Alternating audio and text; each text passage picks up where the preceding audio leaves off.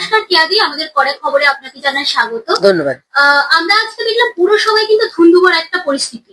সেখানে ফিরহাদ হাকিম রীতিমতো বলছেন, বাইরে চলে এসেছে এবং বলছেন যে আমাদের ইচ্ছাকৃতভাবে অপমান করা হয়েছে, দরজা খোলা হয়নি, ঘরে অধিবেশনের কক্ষ কিন্তু খোলা হয়নি, তার জন্য তারা যে বৈঠকটা করলো সেটা কিন্তু বাইরেই করলো। ফিরহাদ হাকিম বলছেন, দেখুন ফিরহাদ হাকিম তো মেয়র, তার কেএমসি তে তিনি জানেন না, তার জোর নেই। বিষয়টা হচ্ছে এখন তৃণমূলের একটা সুবিধাজনক এবং তারা একটা পলায়নের রাস্তা খুঁজছে, কিভাবে ফেস সেভিং করা যায়। ওই জাহাঙ্গীর মনে আছে তো, পুষ্পা ঝুঁকে নেই, সে খালি ঝুঁকলো না, পালিয়ে গেল, মানে লেজ গুটিয়ে পালিয়েছিল।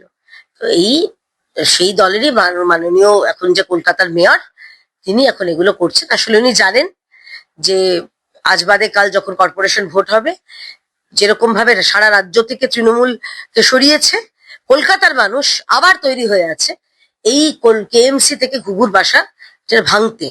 এই মেয়র ফিরহাদ হাকিমের অনুপ্রেরণায় পশ্চিমবঙ্গের মানে রাজধানী কলকাতা শহরের যে দুর্দশা, জল বলুন, খানাখন্দ বলুন, সবকিছু ভয়ঙ্কর অবস্থায়, সেই কারণে বিদ্যুৎস্পৃষ্ট হয়ে মারা যাওয়া বলুন, সবকিছুতে।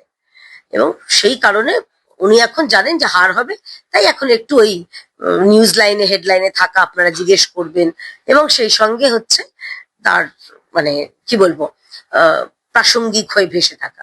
আর শেষে একটা কথা বলে উনি বললেন, অপমান যার মান নেই তার আবার অপমান কিসের। বিধানসভাতে সেখানে বিরোধী দলের দলনেতার ঘর নেই, এই কথাটাও কিন্তু আমরা দেখতে পেলাম। এই তো সব এখন তো সেশনও শুরু হয়নি। ভারতীয় জনতা পার্টি ওরকম দল নয়, আপনাদের মতন অসভ্য অভদ্র দল নয়। আমরা যোগ্যকে যোগ্য সম্মান দেব, এবং যেটা মাননীয় মুখ্যমন্ত্রী বলেছেন যে বলার সময় ওদের যতগুলো বিধায়ক সংখ্যা সেই অনুযায়ী ওদের সময় বেশি পাওয়ার কথা নয়, 1/3 পাওয়ার কথা। মাননীয় মুখ্যমন্ত্রী বলে দিয়েছেন না, হাফ পাবে। তারপরে লজ্জা করে না? গতকাল মাননীয় মুখ্যমন্ত্রী যখন গেছিলেন নর্থ বেঙ্গলের, উত্তরবঙ্গে, উনি বিরোধীদের বিধায়কদের ডেকেছিলেন, এবং প্রশাসনিক বৈঠক যেহেতু, সেখানে উনি তৃণমূলের বিধায়কদেরও ডেকেছিলেন। এবার আপনি পাল্টাটা মনে করে দেখুন তো, মমতা বন্দ্যোপাধ্যায় যখন মুখ্যমন্ত্রী ছিলেন তখন কটা বিজেপি বিধায়ককে প্রশাসনিক বৈঠকে ডাকতেন? ওটা তো প্রশাসনিক বৈঠকে হতো না, ওটা তো হতো কার্যত তৃণমূলের একটা এক্সটেন্ডেড বৈঠক। করদাতাদের টাকায় তৃণমূলের বৈঠক করতেন মুখ্যমন্ত্রী। এটাই তফাৎ বিজেপি সরকারের সঙ্গে তৃণমূলের। তৃণমূল এখন এইসব কথাগুলো বলছে। আমি এত ঘুরিয়ে পেঁচিয়ে বললাম, আপনাকে একটা শব্দে বলে দিচ্ছি, মিথ্যা কথা।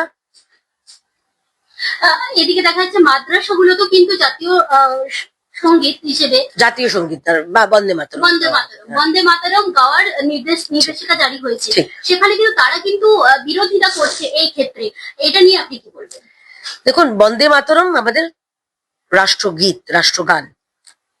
সুতরাং যেখানে আমাদের রাষ্ট্রগান বন্দে মাতরম, সেখানে বন্দে মাতরম গাওয়াতে মাদ্রাসাদের আপত্তি কেন?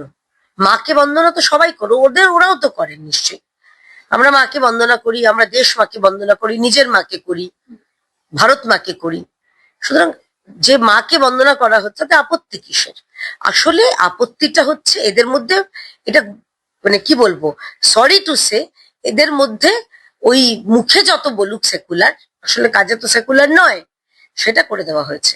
আমি বিনীত ভাবে বলছি, যদি আপনার ভারতের জাতীয় গান, রাষ্ট্রগীত, যেটা রাষ্ট্রগান, বন্দে মাতরম গাইতে ইচ্ছে না করে, কোনো অসুবিধে নেই। যেই দেশের রাষ্ট্রগান আপনার গাইতে ইচ্ছা করে, দয়া করে সেই দেশে চলে যান।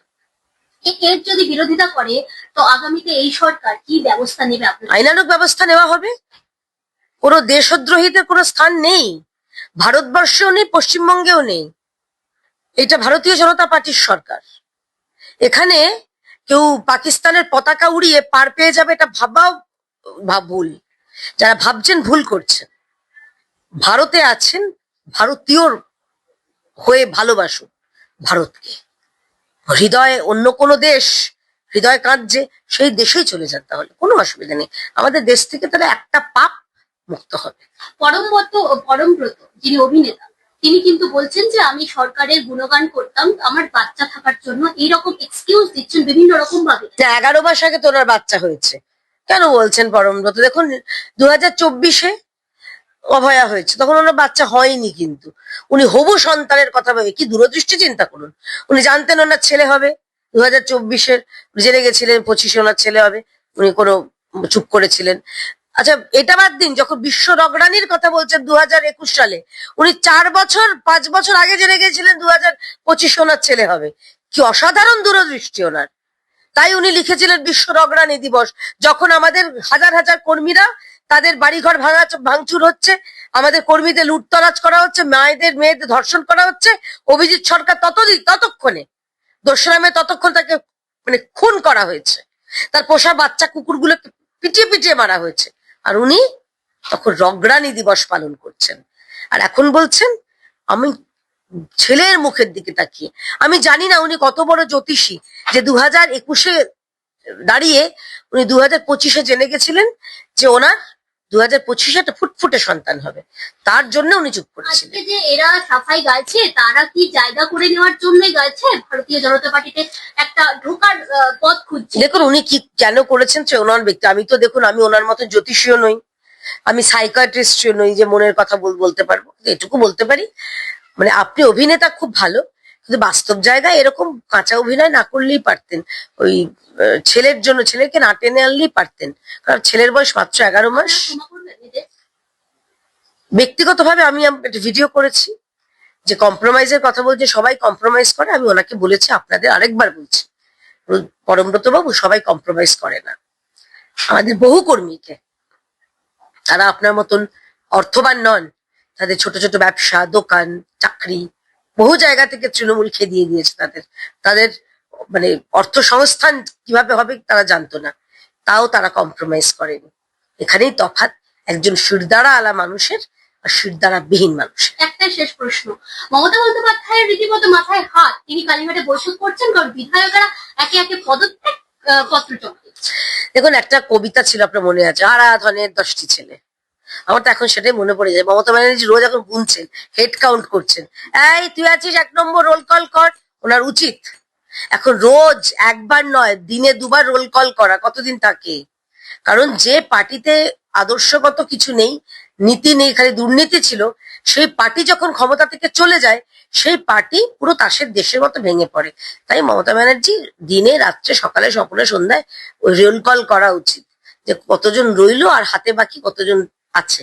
কিছুদিন বাদে ওনার হাতে থাকবে শুধু উনি পেন্সিল, আর অন্য হাতে ওনার সাথে ভাইপো।